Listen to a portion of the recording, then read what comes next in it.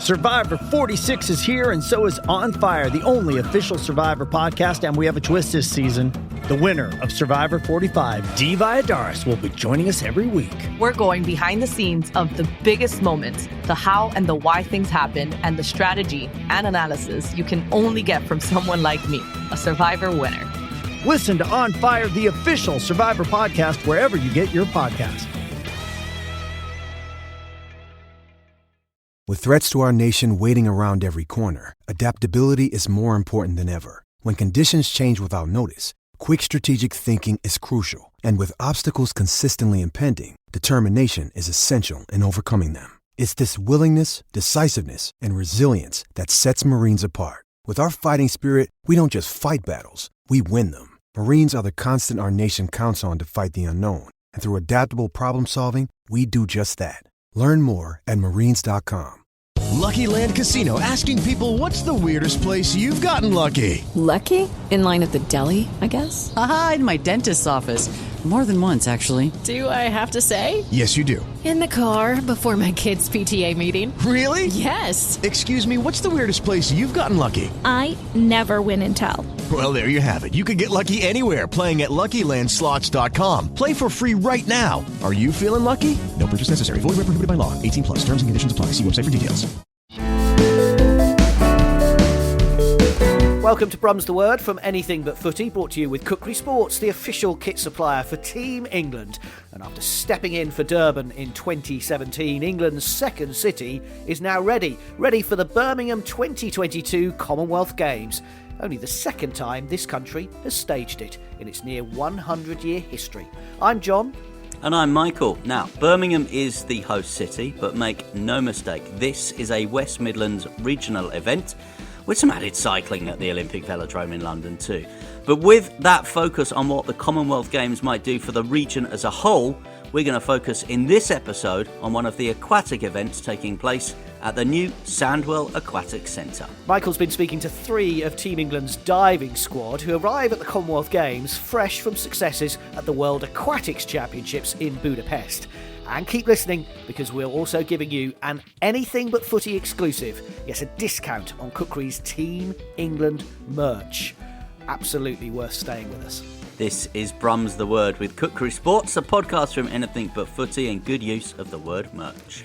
Great Britain won 11 medals in total at the recent World Aquatic Championships. Olympic gold medalist Jack Law won 3 in total, 2 silvers and a bronze, adding to his 3 Olympic medals in total, 4 other World Championship medals, 6 European Championships, and 7 Commonwealth Games medals. Where on earth does he keep them all? Well, it's quite a CV, and one that probably deserved a little more respect from Michael than he managed with his first question.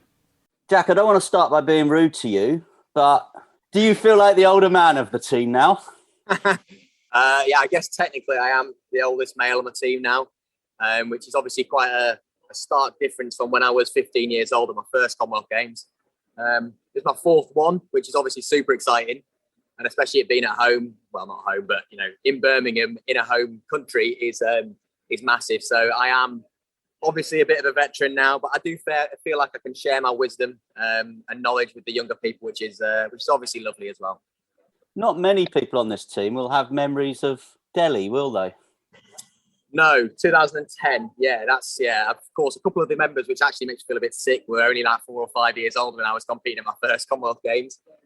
So yeah, it's obviously, you know, I've had a long career and I've learned a lot from all my experiences, and hopefully, you know, like I said, the experiences that I've had, I can pass on to everyone else to try and make their career a little bit less bumpy, you know, than mine was. But yeah, it's going to be really exciting seeing everybody compete at their first Commonwealth Games.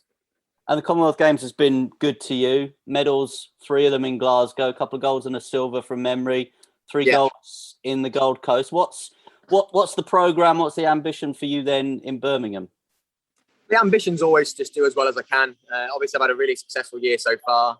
I don't want to put too much pressure on myself. Obviously, 3 golds in 2018 was amazing and a huge achievement. But diving's a very, very up and down sport. Pardon the slight pun.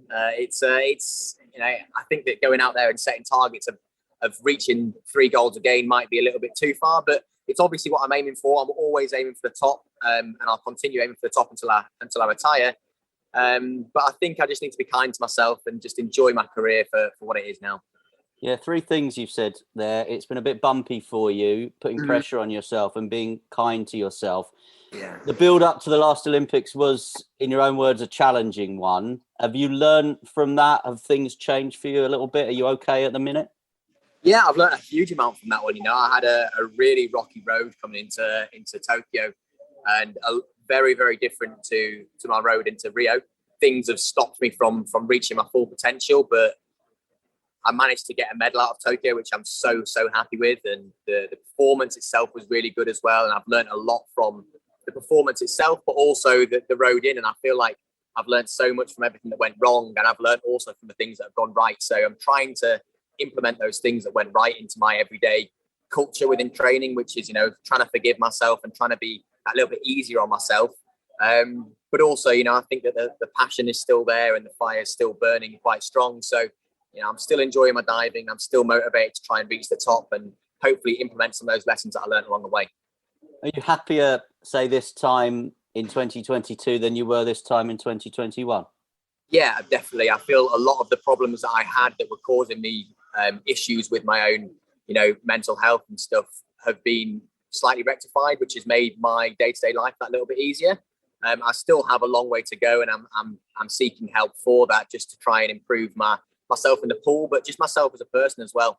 But it has been difficult, like I said, but I feel like I've had a large weight lifted off myself, and now I can just enjoy myself for the rest of my career. And is there that help and support now that perhaps a cycle ago we weren't talking about being available to you guys, you elite athletes? Well, there's always been great support around British diving, and I'm really, really grateful for the support that, on the mental side of things, that my psychologists have done for me. I think in the past games, it's becoming more and more apparent that what everyone perceived as robots that you see on the Olympics, that people are just unbelievable athletes and it looks like nothing phases them. They're real people at the end of the day. And I think that it was really, really good to see from Tokyo people coming forward about the struggles that they've had and that they've had to endure to get to where they are. And I'm really grateful to be a part of that. And I'm really proud of what I've said. And, I hope that the things that I've been through can hopefully help other people in the future as well. Birmingham, and then does Paris come into the agenda, or is it just take it 1 year at a time? Well, it's always taking it 1 year at a time, but obviously, the cycle's 1 year shorter, and that first year after the Olympics always feels like a small, you can take it that little bit easier. You can kind of take your foot off the gas a little bit, still train hard, but you're not really competing for much at that point. Whereas this year, with the Commonwealth Games straight away, and next year it's qualification for the Olympic Games. We don't really get that down year, but it's obviously I guess it's somewhere in my mind, but every single day I'm thinking about the next competition, which is Commonwealth Games, and then it'll be Europeans, and then it'll be my holidays. And I'm taking it a step at a time and just working every single day to my nearest goal, but obviously with always sights set on Paris. Thanks as ever for your honesty. No problem, mate. You've known Jack for so long, Michael, so he didn't mind you being too cheeky at the start of that. No, I was a bit cheeky at the start, but as he said there, he is now the senior man in the squad, especially with no Tom Daly in Birmingham. And you read it there. His CV is absolutely phenomenal. And he is the oldest man on the squad now. But as he was saying in that interview, that I think brings him the opportunity to try and help some of the younger athletes. And you've got some very young athletes in this diving team. You've got Andrea Spendolini-Siriex, who's just 17 years of age. And, as Jack was saying there, openly, honestly, candid as ever, Jack, when we chat to him, he's had serious mental health issues and he's still seeking help for that. He's in a better place now, as he told us, than he was this time 12 months ago in the build-up to the Tokyo Olympics. But he thinks that his experiences and some of the bits and pieces, the things that he's gone through, maybe now he can help some of the others. It's something that we've discussed at length, isn't it, about how we see these guys as robots. That's the word that Jack used in that interview. We see them as elite athletes going to things like the Commonwealth Games, the Olympics, Paralympics, World Champions, and we just expect them to get up and do their stuff. And actually, we don't think about all the other things that are happening in the background and the pressure that we put on these guys as well. Absolutely. Great interview. More to come. This is Brum's The Word with Kukri Sports. Still to come, we round up more news ahead of the Games. And we know there will be no Tom Daley at Birmingham 2022, but his gold medal winning partner Matty Lee is back in action after a stint on I'm a Celebrity and determined to add a Commonwealth Games medal to his list of achievements. I enjoy the Commonwealth Games because it's something different. And usually, you always hear about the Olympics and all that sort of stuff. And there's a lot of other countries that are, obviously, it's the whole world that are involved with the Olympics. So I think Commonwealth Games has a special place in my heart because I always wanted to go to the Commonwealth Games. And I thought that was more of an achievable achievement than, go to the Olympics. I missed out on the Glasgow one because of injury. And then I went to Gold Coast, which was my first one. And I was so ready to do really, really well. And then I got a tricep injury like 3-4 days before my competition, which kind of ruined my chances of doing well. I'm really happy to be on this team because I kind of, I want redemption. I feel like I can do well there, and I want to. And I think, doing it for England, we always want it to come home, and I kind of want to be the one to bring it home. How important is it that it's actually going to be at home? It's literally a couple of hours down the motorway from Leeds for you. Yeah, it's very important because, we've been so used to having no spectators at all at events. My family, my friends, my closest ones haven't been able to come and support, which makes a big difference. So I'm really excited that, we can have spectators back in the stands. And hopefully, I'm sure it will be. It'll be packed out.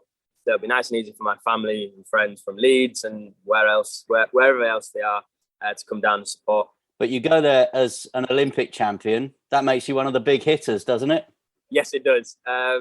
It's kind of something I've been trying to get used to in a way because, obviously, I was absolutely buzzing that my dreams came true when I achieved that medal with Tom. But now, the difference is I don't know. I never used to be the name or the person to look out for or anything like that. So it's a new thing for me, but I am enjoying it. I like that. I like to challenge myself. I like to push myself. And if the pressure's not on, I want the pressure to be on. That's competition. That's the difference between training and competition. In training, you don't have pressure. In competition, you do. And sometimes you thrive, sometimes you don't. But I'm in a good place. I've achieved everything I always wanted to do. So kind of the last thing for me really is to get a Commonwealth medal. I never had a Commonwealth medal, so that's my next goal. I was on a Zoom call with Jane Figueiredo this week, and she was saying how she's taking the year out. Tom's taken the year out. You took a bit of time out. You went in the castle, of course, which must have been a phenomenal experience for you. But why did you want to get back quicker than the other guys? I'm young, relatively, in the sport. I am young. I'm 24 years old, and it was my first Olympics. Yes, the result kind of definitely surprised me, and I needed time to celebrate that and just kind of let it sink in. And also, I needed an opportunity to kind of, training day to day it's difficult. We don't have time for a normal life. You don't have time to, do other things outside of the sport. So it was really nice to have the time off I did to, like you said, go into the castle and, go on quiz shows and just do that sort of fun stuff. And I struggled quite a lot because and people talk about it a lot, like the post-Olympic depression, and especially coming off a high of winning a medal and all the fun, all the attention, all of that, it was a big, big peak. So, you kind of, with every peak, there will be, a big come down. And I had that. And I think the only thing to get me in the right place and to make me kind of happy again and feel myself was to get back to training. So that's why I wanted to come back so quickly. And also the Commonwealth Games is at home. That's probably not going to happen in my career again. So it's something I definitely didn't want to miss out on. So finally, from me, before the other guys obviously want to have a chat with you as well, raring to go and gold, definitely the ambition in Birmingham? Oh, yeah, gold is always the ambition. It's important not to always kind of fixate on that idea because there's a lot that comes before it. There's all the training and the preparation. But I feel in good stead. And I think just mentally, I feel like I carry this, I guess it's confidence because of what I've achieved. I don't have much doubt in myself anymore, which is really nice. So yeah, I think with the Commonwealth Games, I will be aiming for that top position. And there you go again, another reference there to what Matty Lee refers to as the post-Olympics depression. And when the reality TV appearances, the game show appearances are over, and, Matty got his opportunity to go and do a bit of that circuit, he said that he got back to his flat in Leeds, and wondered, well, what now? And, he's a young man who'd achieved his dreams, achieved his aims, achieved his ambitions at the first time of asking at the Olympic Games, got back to his flat and thought, well, where do I go from here? And for him, the choice different, as he was saying, because he's a lot younger than the likes of Tom Daley, for example. The difference for him was, well, for him, he needed to get back to training, and he targeted that World Championship, and he's targeting these Commonwealth Games. And as he told us there as well, it's the one medal that's missing from the collection, and he's desperate to get it. A silver at the World Championships with his new partner, Noah Williams. And the good news is the Chinese will not be at the Commonwealth Games, where they won most of the diving gold medals at those World Championships. Talking of new partners, Matty will find out if his synchro partner Tom Daley will return to action over the next few weeks or months. And we know one member of the Team England diving team would like to see him back, as it was seeing him at the Olympics 10 years ago that inspired her to take up the sport. Hi, I'm Eden Cheng, and I'm proud to present Team England for the Commonwealth Games in diving. This is my first Commonwealth Games, and I remember back in 2018 I missed out on Gold Coast from an injury, so this means the world to me to be able to come back stronger and be selected for a home games in particular. Now, you're talking to me from the London Aquatics Centre, and I've read that 2012 and watching diving there really inspired you. What do you remember from those 2012 Olympics and the inspiration you got? So I was in gymnastics at the time, and I didn't really know diving as a sport, and I think my parents just kind of got together as many different tickets for London 2012 as possible, and the ones for diving that my parents managed to get was Tom's individual final. So that was just really a monumental moment in the start of getting the ball rolling for my diving career. That was where I first saw diving, and ever since then I'm now lucky enough to actually train here. So just being up there and knowing all the past and present Olympians have dived off there, including Tom, who is my teammate and also my greatest role model and inspiration, is just out of this world. So how was it going from seeing Tom Daley on the television, then in real life, to just having Tom as a colleague that you sit and have your sandwiches with at lunchtime? It's quite mind-boggling. I still can't really believe it. There are some times where I do have to pinch myself and thinking, he is a friend, he's a teammate and a colleague, and he's not just who you see on TV. He's a mentor, and he's just gives divers such as myself and others around him so much inspiration and just stories and lessons that can be learned. It's just fantastic, and I think in sports having these types of people is really important, and it just really gives you motivation to see and feel everything that they feel, and you can go in their pathway and choose wherever you can go. Do you think he should come back and aim for Paris? Be selfish.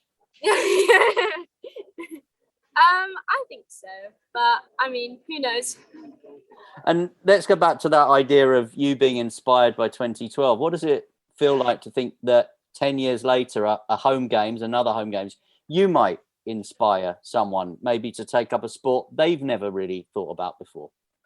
Yeah, I think it's really important, especially because there aren't very many Asian faces in aquatics, especially, and also as a British Chinese athlete as well, like having these faces more common in sports teams in elite level, I think is really important to get more people in these diverse backgrounds to try it out. I think sometimes when children don't see these faces, they may not believe that they can achieve that level of sport. I definitely know a lot of people growing up who have kind of dropped back because of stereotyping, and I think it's really important that I can show that I am up there and it is possible for other people. And is that representation, if you like, very important to you as much as your competition performance? Yeah, I definitely think so, because when I first got onto the diving team, I was the only different looking person on the team. And I think the team welcomed me with open arms, and I never felt there was a barrier or there was anything that was different. I was treated the same, but I know that there are people that are a part of teams, and sometimes they are treated differently because they look different. So I definitely think representation is important, not just in diving and aquatics, but also in the widespread of sport. Do you know what? I'm so impressed with so many of the young athletes that this country is producing at the moment. And we're very privileged, you and I, that we get to speak to many of them on a regular basis. But listening there to Eden Cheng saying that she wants to help be part of the solution to increase diversity in sport. She's a wonderful role model, and you put her with the likes of maybe Emma Raducanu, Sky Brown as well. And, I think these people really do have a message. They have something to say now. And I think in the past, we've perhaps not allowed our sports people to have opinions beyond, tactics or what's happening as their sporting event. But, to say at a relatively young age, Eden Cheng, that, she wants to be part of this movement. She wants to, as I said there, help encourage more diversity in elite sport. I mean, that is a brave thing to say. She could just say, I'm just concentrating on my diving. I just take it one event at a time. But she knows that she's got a platform, literally in diving, of course. They have a platform. I didn't mean to say that. But she knows she's got a platform. She knows she's got an opportunity with these Birmingham Games to get those messages, those so important messages out. And we've spoken about some of them in this podcast, haven't we? We've spoken about mental health. We've spoken now about diversity as well. And this is, where our sports people are now beginning to lead. Absolutely. I spoke to Eden before she went to the Olympics with Team GB last summer. So another huge opportunity and a great experience for her at these Commonwealth Games. You're listening to Brum's The Word from Anything But Footy. Don't forget, you can get your hands on some summer savings and look the part too.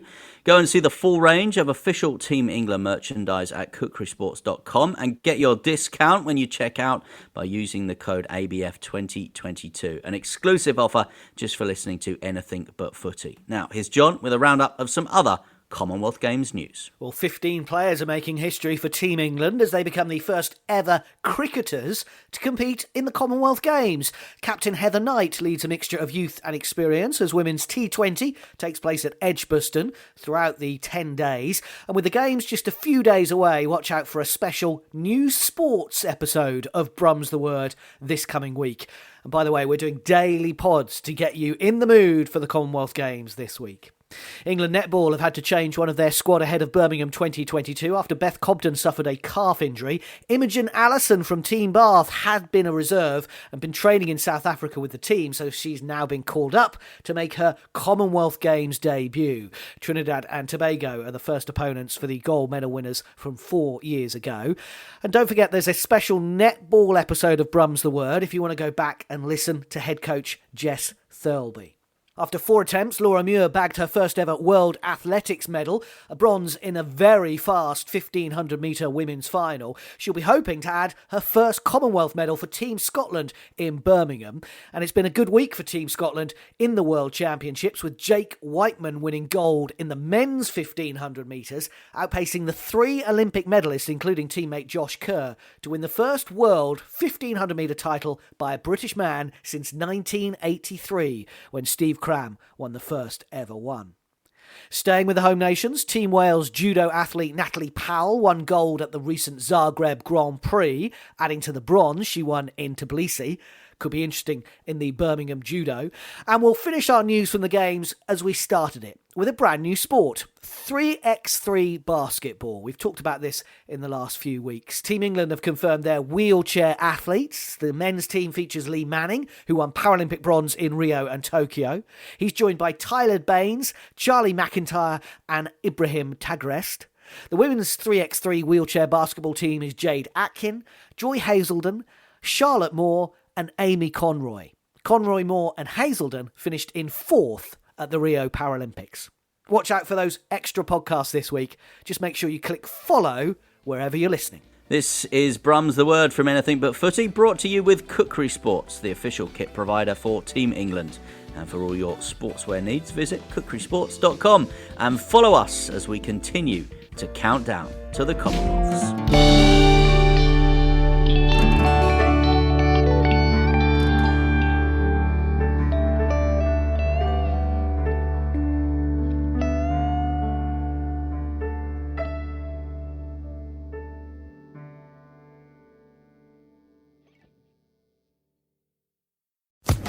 Social Podcast Network. With the Lucky Land Slots, you can get lucky just about anywhere. This is your captain speaking. We've got clear runway and the weather's fine, but we're just going to circle up here a while and get lucky. No, nothing like that. It's just these cash prizes add up quick. So I suggest you sit back, keep your tray table upright, and start getting lucky.